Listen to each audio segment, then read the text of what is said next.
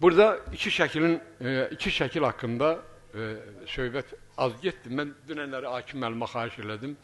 Yəqin ki, burada çıxış eləyənlər çox oldu. Ona görə mövzuya görə o mövzudan biraz çəkindik biz. Atam zamanında bu kitabı yazmışdı və şeirləri də var idi. Onlar hamısını gizlətmişdi. O külliyyət mənim əlimə keçdi və vəfatından sonra mən o kitab şəklində onun kitabını çıxartdırdım 92-ci ildə. İki şəkil kitabı. İki şəkil kitabında orada həqiqətən tarixə söykənən hekayələr var. Çox güclü yazılıb, çox gözəl yazılıb, səlis, sadə dildə və orada dünənləri biz qardaşımla oturub söhbət eləyirik. O iki şəkildə Qaçaq Məşədi Yusifin söhbətini eləyirik. Qardaşımla, Rafiqlə. Bu dəqiq gördüm telefon zəngi. İlqar müəllim. Telefonu qaldırdım, gördüm İltizam müəllim. Mən özüm məhətəl qaldım. İltizam müəllimlə mən 30 il, bəlkə də 27 il bundan qabaq görüşmüşük. Ondan sonra görüşməmişik.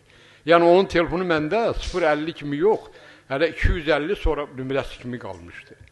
Mən özüm məhətəl qaldım. Mən yəni bu adamla münasibətim yox, zəngləşməmişik, görüşməmişik. Bu adamın babasının söhbətini eləyirik. Mənə atam 2 dənə, 3 dənə vəsiyyət eləyib.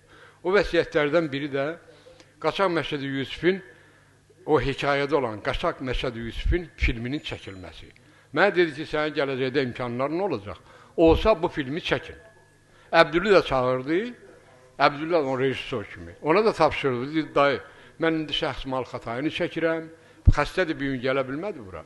Mən indi şəxs mal xatayını çəkirəm, ancaq bizim əlimizdə imkan olar, biz onu ərsəyə gətirərik. Ancaq elə alındı ki, yəni imkanımız olmadı. Ancaq mən xahiş eləyirəm,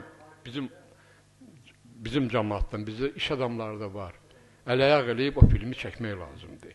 Məşədi Yusif bu elin, obanın qəhrəmanı olub. Qaçaq Nəbi kimi qəhrəmanı olub, həqiqi mənada.